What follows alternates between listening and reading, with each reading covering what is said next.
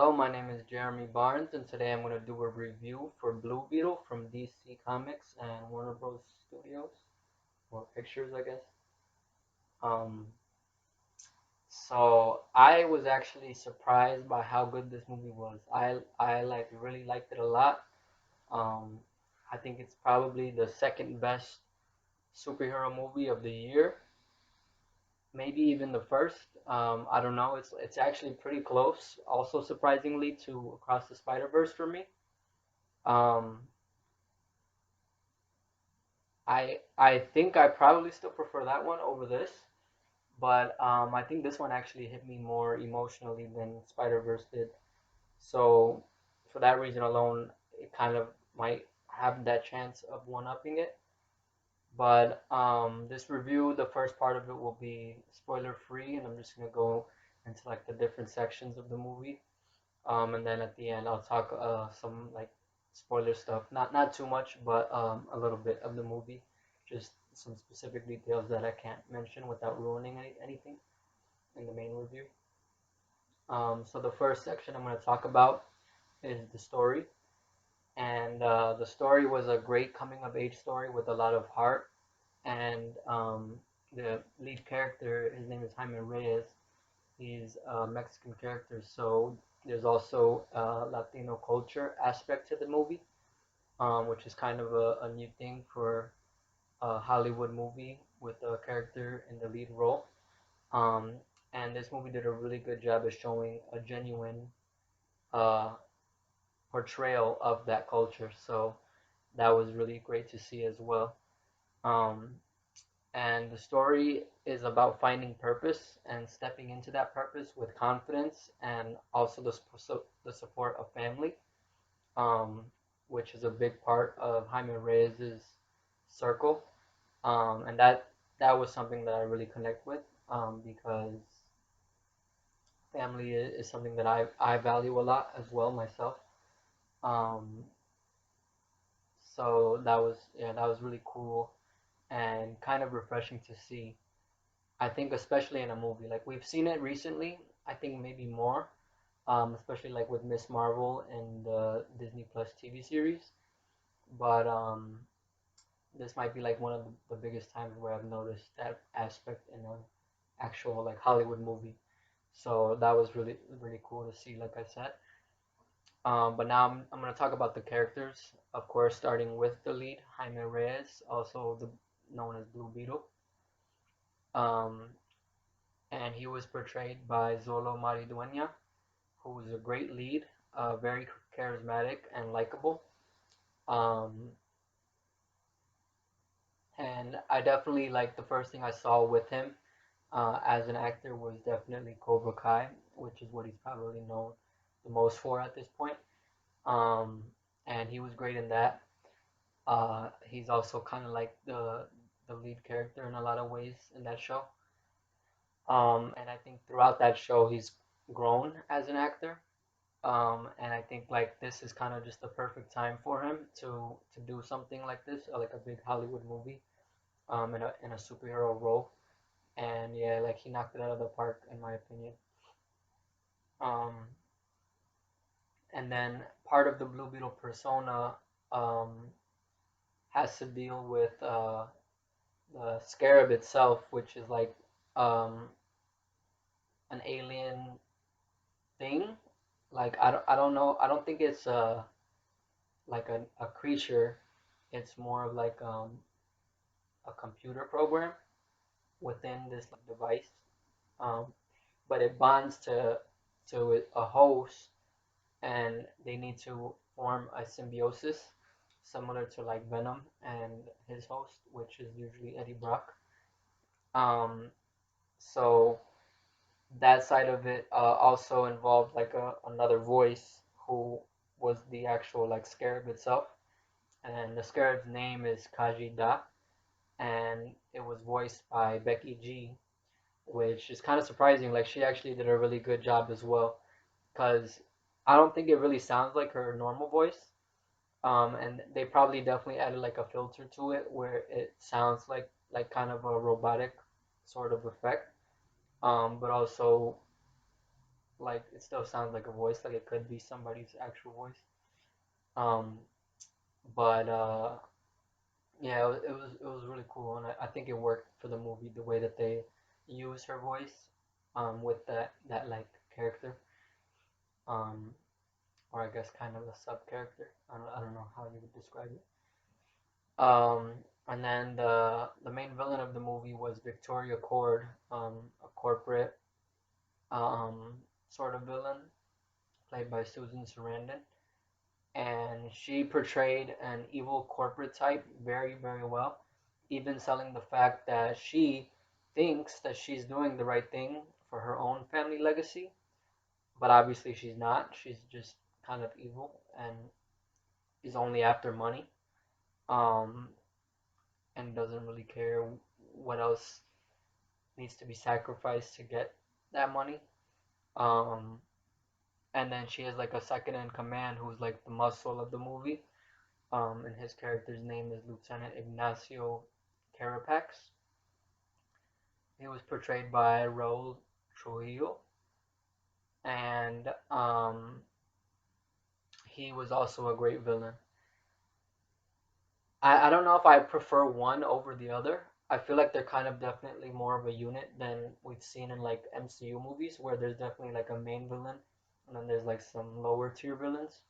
But the lower tier villains are like definitely lower tier, and they don't really make that big of an impact overall. But here, I feel like it's both of them together. It is the villain. I think they like kind of balance out each other perfectly, and you can't have one, I think, without the other. So yeah, Carapax was really cool.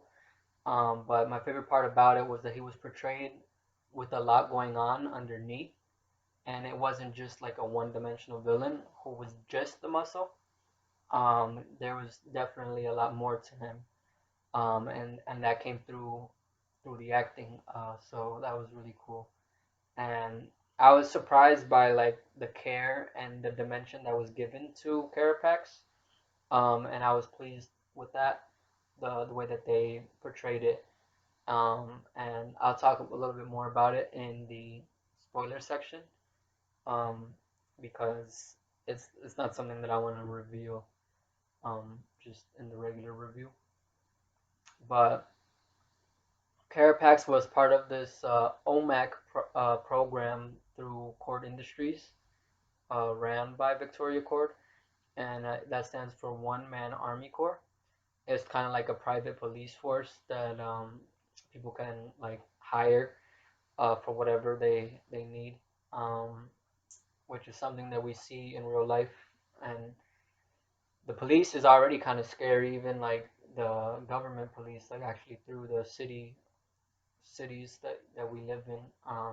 But then when you think of a private police force, I feel like that is kind of even scarier a lot of times, because literally like anybody could hire them. They're pretty much just mercenaries at that point. Um, and yeah, this movie was kind of scary with that sort of like real world kind of connection that you could make, because you could see a lot of this stuff happening like for real in the future. Um, but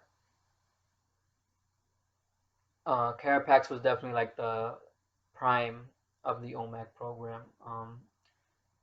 The whole idea was that they needed the Scarab to kind of like to fund it or to power the program. So like they had it all set, but they didn't have that last bit that they needed to actually like start the program, and actually like put it into use. So he was like the kind of first like test subject or pilot of it. Um, but yeah, I guess that's all I'll say about Carapax for now. And then now I'm gonna talk about Jaime's family, because like I said, they're very important and they are throughout the entire movie. They're definitely like lead characters, and they're not just side characters like you might see in a Spider-Man movie where like Aunt May is definitely a side character, especially in the original Tobey Maguire trilogy. Every single family member is like a main character. So That was really cool to see. I'm gonna start first with his dad, and his name is Alberto Reyes. He was portrayed, in my opinion, perfectly by Damián Alcázar, who in the movie was a very inspiring father figure who makes you feel the weight and the importance of the life that immigrant parents live through, and the sacrifices that they need to make for their children. Um, and and yeah, like the actor just knocked it out of the park. Like I feel like he doesn't even have that many lines, but every line that he delivers, like you could tell that he means it. Like the character means it, but also the actor is saying it from his own heart too, which is why the acting kind of stands out so much to me. Um, but yeah, like I think he was probably honestly probably my favorite of the family in the movie. Um, his mother is Rocio Reyes, and she was portrayed by Elpidia Carrillo, and she was great as well, but she just didn't stand out as much to me as the father. Um, I don't know why. That's just how it was for me. But George Lopez portrayed Jaime's uncle Rudy, and he was hilarious in the movie. But I also liked like kind of a theme of the movie, or well, not really a theme, but a pattern that in other movies, a lot of times there's like characters that are just one thing, like oh, this dude's the comedic relief, this person is just a one-note villain, the muscle, etc. Um, but Uncle Rudy was not just the comedic relief; he was hilarious, but he also had some depth to him, where we got to see the more dramatic side of his character, and it allows us to understand his point of view because there's definitely like a specific kind of like I guess you could say politics to that character. Um, but the movie gives us time that where we could relate to him on an emotional level, especially with his relationship with Jaime. Um, so I thought that was really cool to see, and yeah, George Lopez did a fantastic job. Um, I actually don't think I've ever seen him in a role quite like this before, so that was definitely cool to see. Um, and then Jaime's sister Milagro Reyes was portrayed by Belissa Escobedo. My bad, Belissa Escobedo, and she was also good. Her character was very moody and rebellious. Um, she's not really my favorite type of character, but the way that she portrayed and just the writing of it, I guess, was realistic. Like there are people that are kind of like how she is. Um, but like I probably wouldn't be friends with that type of person, or I wouldn't really like them probably that much because I'm kind of more like I like to stay positive. But she even in like the very first thing we see of her, they kind of like prep us is that she's just very negative. Like she always has like the worst thought that goes through her mind. Um, and yeah, she's just generally very pessimistic about a lot of things. Um, but then Jaime's grandma is also in the movie, and she's the mom of his father and his uncle Rudy. And I think they just call her Nana in the movie. But she was portrayed by Adriana Barraza, and she was actually a standout for me in the movie. Um, her character's strength was inspiring, and it actually reminded me of my own grandma. Um, and the grandma actually is also very funny too. But yeah, like she just has like this really strong core, which like kind of keeps I think the whole family together. Um, so that was really cool to see, and it was cool to see like somebody of that age also have like such a big and important role in a big Hollywood movie like this. So yeah, I just loved everything about that character. Um, And then we have a couple of other characters from Cord Industries, starting with Jenny Cord, who is Ted Cord's daughter. Ted Cord was one of the previous Blue Beetles, and obviously this side of the DC universe was never explored before. So like this movie kind of adds a lot of history to the DC universe without us actually knowing any of that history or having seen it before, unless you read the comic books. So it was really cool for me because I never knew anything about Blue Beetle except for that he was a person and a character. I had heard of him before, and both versions out of I think more. I think I only knew Ted Cord and then this one, Jaime Reyes. There's I think a first one that was before Ted Cord, and I don't know. There might be Easter eggs to that person as well in the movie. I'm not sure, but when the movie starts out, he's like missing, like he's been missing. So it's just his daughter there now, and her name is Jenny Cord, and she was portrayed by Bruna Marquezine, and that her portrayal was also like great in my opinion. I feel like the writing kind of made it seem like she's the type of person who always needs to make things about herself, which that part of it I didn't really like, but I think her acting like was really fucking good. Um, and she definitely follows in the heroic footsteps of her father. Though I think she's a bit naive to like the costs that her actions have a lot of times. And like the way that the whole kind of movie starts, the way that Jaime Reyes becomes Blue Beetle, is that she gives him the Scarab without telling him what the hell it is, and then like obviously the normal thing to do is to be curious about it, so then it causes it to bond to him, and that's what kind of what sets off the whole movie. So like it was very kind of reckless of her to just do that. Um, and it put Jaime and his entire family in the movie at risk. So that's kind of what I mean by her being like naive. But I do admire her optimism and like hope for a better future, which she definitely got, I think, from her father. The way that we kind of see it in the movie. Um, and then there's another like really minor character. Like this is the only I think minor character that they really had in the movie. Um, but even he got a cool arc, which is why I think this movie is so good. Like even the smallest characters have a beginning that they start out at, and then an ending where they are different from the way that they started the movie. But his name is Jose Francisco Morales Rivera de la Cruz. But there's like a kind of a running gag in the movie where Victoria Cord, because she doesn't give a fuck who he is, and she's probably kind of racist, she just calls him Dr. Sanchez. Like at least she calls him by his title, Doctor. But Sanchez, she just completely made up. Like that's not even one of his many names.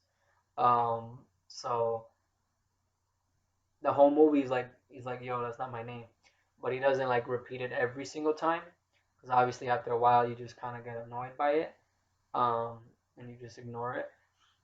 But once he kind of figures out the actual person that his boss is, you could tell that he's not really into what she's doing and what she's asking him to do. Um, so that's kind of like what fuels that arc, and you kind of know what's gonna happen like right away once you see that. But it was cool that it the way that it did happen. I think, but I might talk about him just a little bit also in the spoiler section. But yeah, those are all the characters, and then now I'm gonna talk about the action in the movie. Superhero movies gotta have some action, and I feel like for this one it was pretty good, but the action was probably the part that I was actually the least engaged with. Um, I think the sound design was really cool, and the action definitely hit the hardest when there was like a big loud noise, like a big ass explosion, or like just a hit that like really lands really hard. Um, But I think the thing that probably stands out the most about the action is Zolo's martial arts background, which I think really shine at the end of this movie. And there's like a couple of specific parts that we actually see in the trailers, where we get to see that. And the first one is a hallway fight, at the end of the movie, and then later on, once they get into like the outside area, Jaime is able to form weapons like out of nothing, kind of similar to Green Lantern, and also Venom. But yeah, like the Scarab is able to just kind of produce whatever he could think of. So he creates this like big ass like kind of Final Fantasy sort of sword, and he does like a real cool move to like pose with it.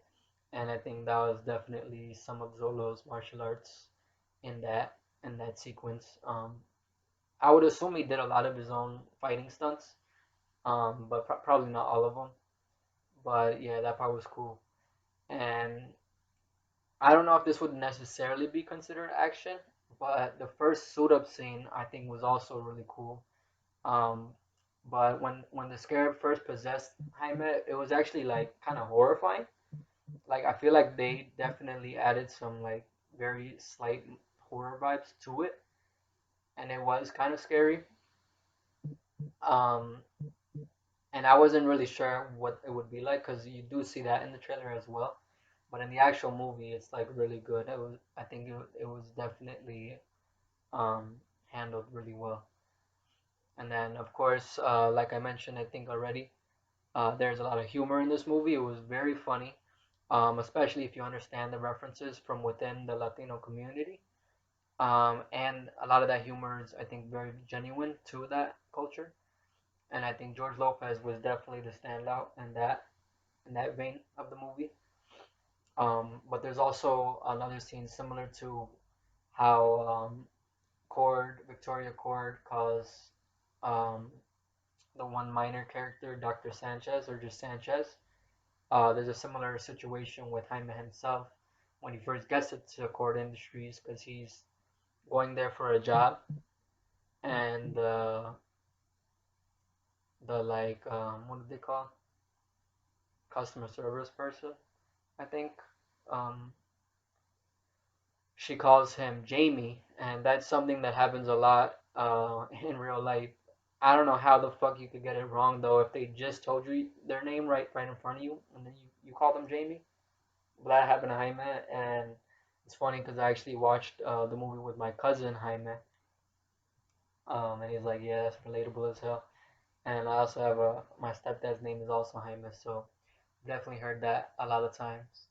Especially my stepdad who works with white people. They call him Jamie sometimes, I think. Um, but I don't know. Jaime's not even that hard to say, so it's kind of a dumb way to mispronounce somebody's name. But that was kind of a joke in the movie too, and I thought that one was, like I said, very real. So that was kind of cool.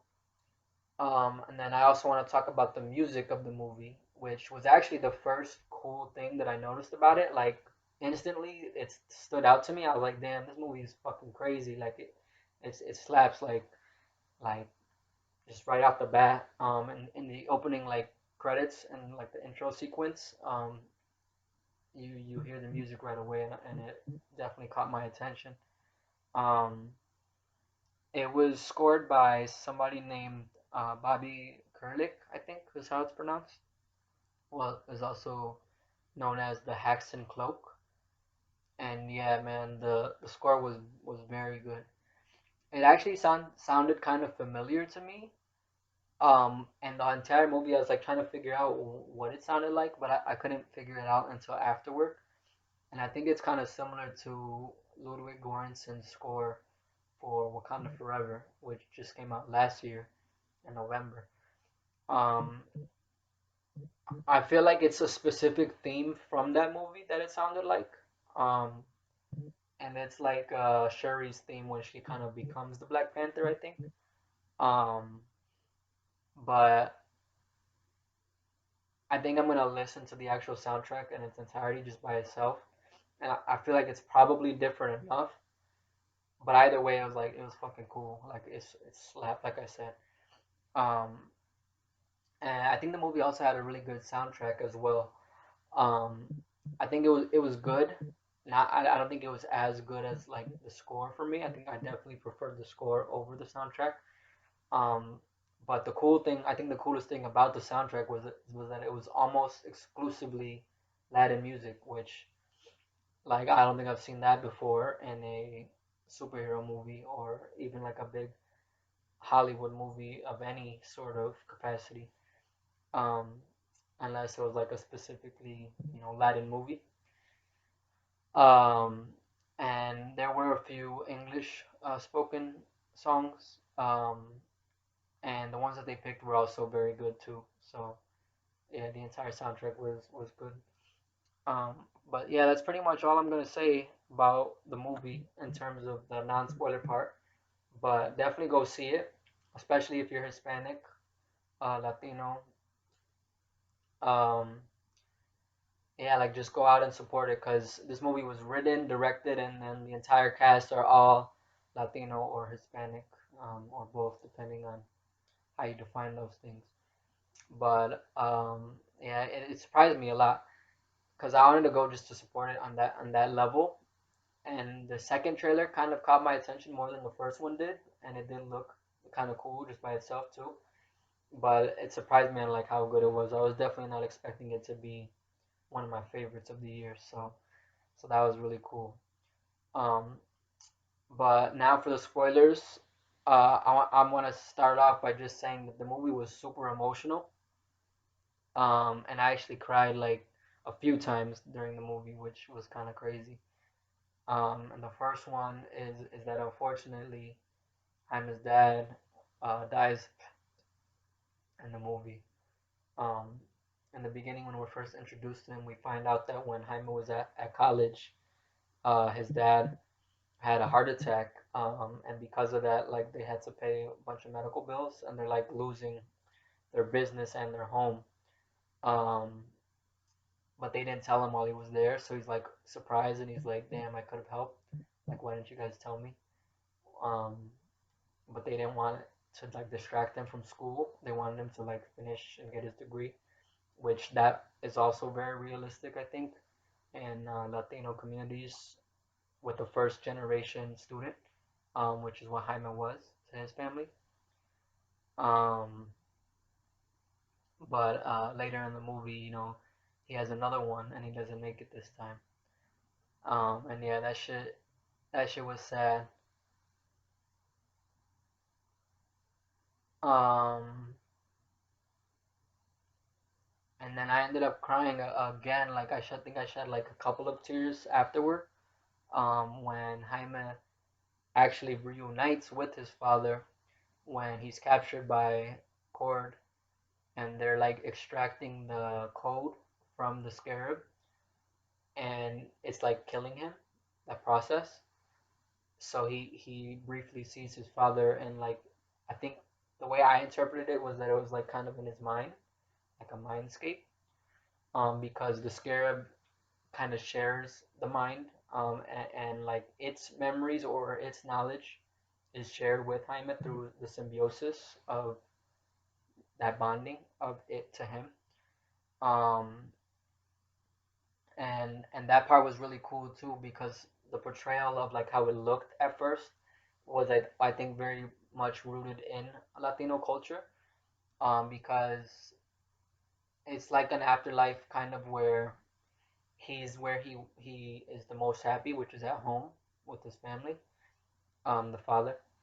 And but when we see him, he's like sitting in a like a solo like love seat, and behind him is just like a whole bunch of candles. And that's something like you would see in like Catholic or Christian churches. And a lot of Latino families are Christian. Um, so I think that aspect was definitely like specific and intentional.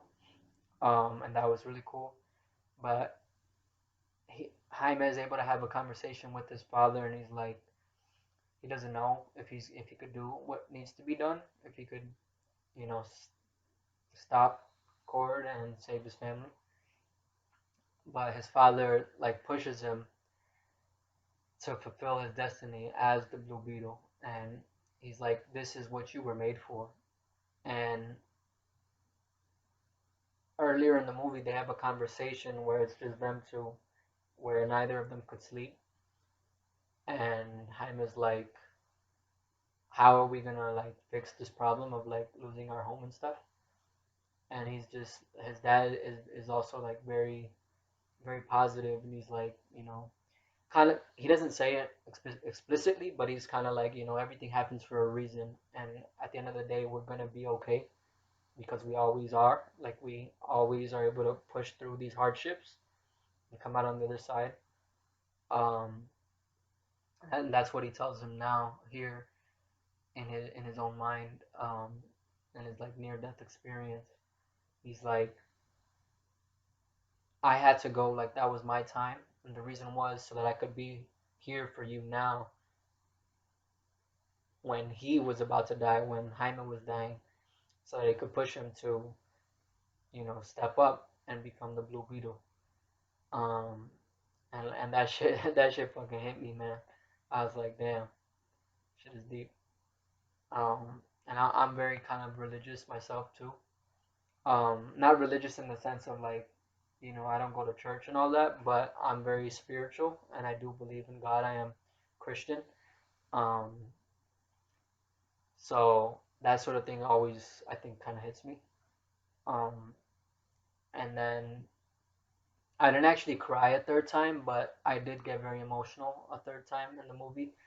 And this kind of ties back to Carapax, where it, like literally just this scene, I think, is what made him from possibly being considered a one-dimensional villain to not, and it also creates character development for him as well.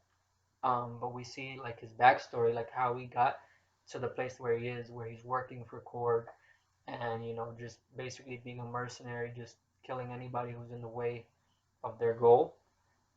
But we see that he was like abducted pretty much from when he was a kid and trained to be a soldier, and he went to La Escuela de las Americas, which is a real place um, that the U.S. kind of like opened, and I don't know if it was in many different um, Latin countries, but there's at least in one, um, and it's basically just like turns young kids into soldiers pretty much to fight like dirty wars for the U.S.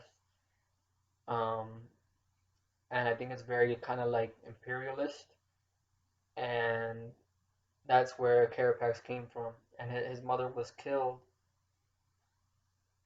due to that whole situation, like the war that the U.S. was fighting. I don't know exactly like who killed her. Like it wasn't clear like what country actually dropped those bombs that killed her. But then Victoria Cord, finds him when he's a kid, and like she raises him up to be basically like her private security force and like police. But I don't know when this happened because at first I thought she met him when he was like had already fought in a war as an adult, and like he was like badly wounded, and like maybe like lost his legs or his ability to use his legs, and she used the OMAC systems, um, and like cybernetic enhancements and parts to give him the ability to walk again, and that was kind of the first step in his uh, role in like kind of or stepping into that OMAC system and program, and he was like kind of like the test subject of it. Um, but obviously, in this flashback, we see him as a kid, so she actually met him sooner. So I don't know when he went out to war and lost his ability to walk, but then he has all these implants, cybernetic implants. So even before they get the Blue Beetle code, he already has some like robotic parts in him. But then at the end of the movie, he's upgraded fully, and he's kind of like the dark side of the Scarab. Um, but because the Scarab is like a symbiote, it also sees whatever hosts memories and thoughts itself. So it knew this backstory, and like when Jaime defeats Carapax, he wants to kill him because at that point he thinks that he just killed his uncle Rudy as well, and then obviously he was working for Cord, who he also blames for his father's death because they were just like throwing his family around to try to like bait him, and they don't kill him directly, but he has a heart attack while that's happening, and obviously it's due to the stress of that situation. So he's just like pissed, and he wants to enact vengeance. So he wants to kill him, but because earlier in the movie Jaime tells the Scarab to not kill, like he literally tries everything to not kill, even though its like initial instinct is just to kill all like enemy combatants. Um, the Scarab learns from him, and it knows that he wouldn't actually want to do that. So it stops Jaime from killing Carapax, and it shows him like why, like this is why we can't, and it allows us to see his story, and allows Jaime to see his story, and know how he got to that place, to that dark place that he was in. And when it shows Jaime, it also allows Carapax to remember, like damn, like why the fuck am I doing this?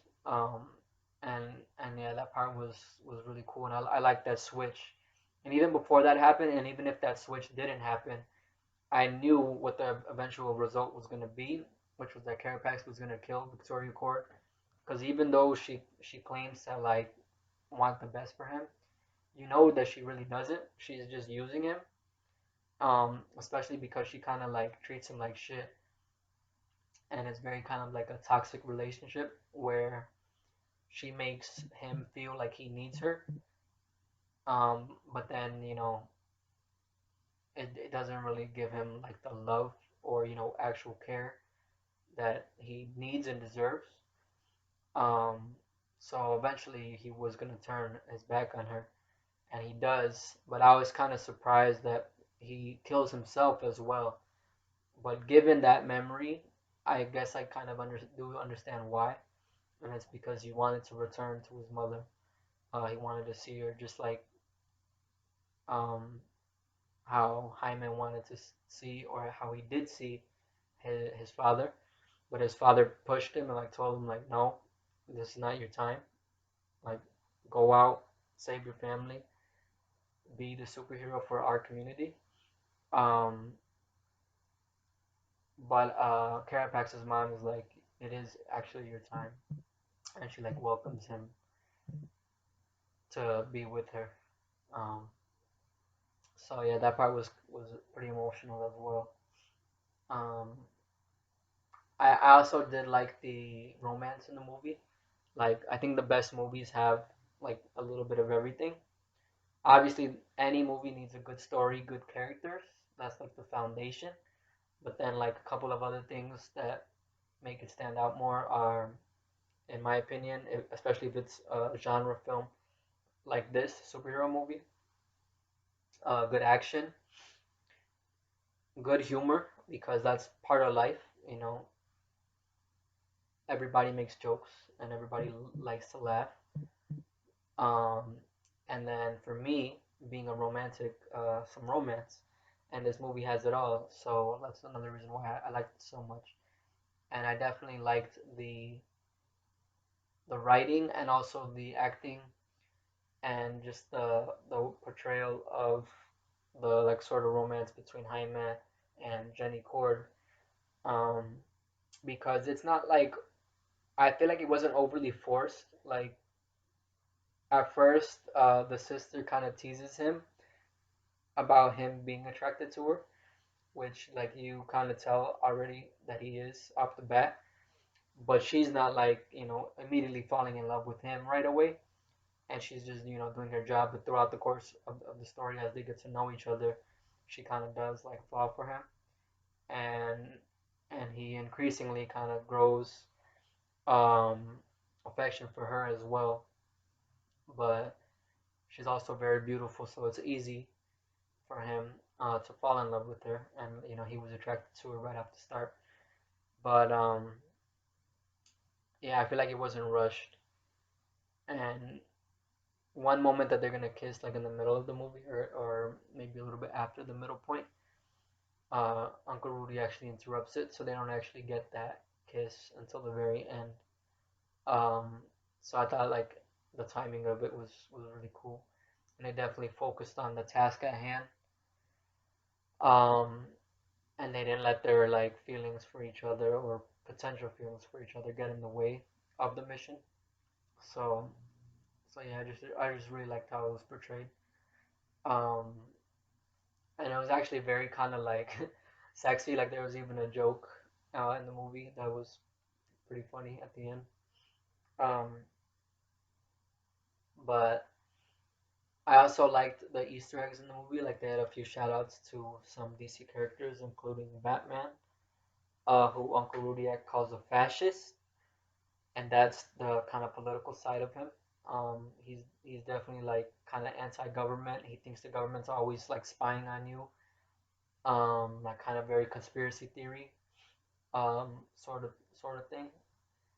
And that's also I think probably very accurate to a lot of Hispanic people in the U.S. as well. Um, but we also got a shout out to the Flash and Superman. Um, and then obviously there were the kind of like the groundwork was laid for Ted Cord, the previous Blue Beetle, and a lot of that stuff was shown in the opening credits, like as like files and stuff. But we had also got to see his like kind of base of operations. That's where Jenny takes Jaime to kind of try to unlock the key, because the goal of the movie for him, like the plot, was that he was trying to get the fucking Scarab out of him because he didn't want it. But at the end, once they form symbiosis, he accepts it and keeps it, and they figure out anyway that they can't really remove it until he's dead, and then it looks for a new host. Um, so we got to see a lot of cool stuff in Ted Cord's little bunker. But I have like one theory, just based off of what I know, which is like very like subtle, or not subtle, but very like basic information about Ted Cord. But I know that that version of Blue Beetle often teams up with another character called Booster Gold. And my theory is that Ted Cord, when he went missing, it was like probably something having to do with like an accidental time travel sort of situation. And he either went back or forward in time, and he met Booster Gold, and they're together. And when Ted Cord returns, they're gonna both come out together. And I believe Booster Gold was already announced to be a character in the upcoming DC Universe reboot from James Gunn. Because this movie, I think, was like the last. Actually, no, there's one more, but it's one of the last uh, movies in the DC extended universe, which started with Man of Steel and is ending this year. The last one will be, I think, Aquaman 2, which is supposed to come out I think in December. But I don't even know if that's happening anymore because I haven't heard anything about it or seen any trailers yet, and it's pretty close already. So I don't know. But James Gunn said that Blue Beetle Jaime Reyes was gonna be like the first character in the new DC universe. So I don't know for sure if this movie is gonna be canon to the new universe. I think it depends on like the fan reactions and how much money it makes. But the Blue Beetle character, at the very least, will be in the upcoming DC universe, and Booster Gold will be another character that they are gonna introduce. So this movie kind of laid the groundwork for that. And I do hope this movie is canon. I hope they bring the entire cast over from this movie because this movie doesn't have any like real other connections to what the previous DC extended universe was known as, which is the Snyderverse, which the Flash movie did. So this is the one thing that kind of this movie has going for it as like a positive, that it could be in both universes. It could be in one or the other. It doesn't really matter. So it gives the studio a lot of freedom to do what's gonna work the best for them. But because this movie was so fucking good, I definitely do hope they end up using it as canon to James Gunn's DC universe. But yeah, I mean that's all I have to say. Um, Once again, go fucking see it because I feel like what I've heard is this movie is not making that much money. Like people just don't want to go see DC movies because for so many years they've had fucking ass movies, so the brand is kind of just tarnished in film. Um, but this movie definitely deserves you to see it and you to see it in theaters, and especially like I said before, if you are Hispanic, Latino, go support it because this is part of our culture and we should support it. We should support each other, and so we could see more representation in the future. Um, but if you want to know a score out of 10, I think I'll probably give this a 10 out of 10, to be honest. Definitely a 9 at least. So like I said, I highly recommend it. Go fucking see it. Thank you for watching, and I'll catch you next time. Peace.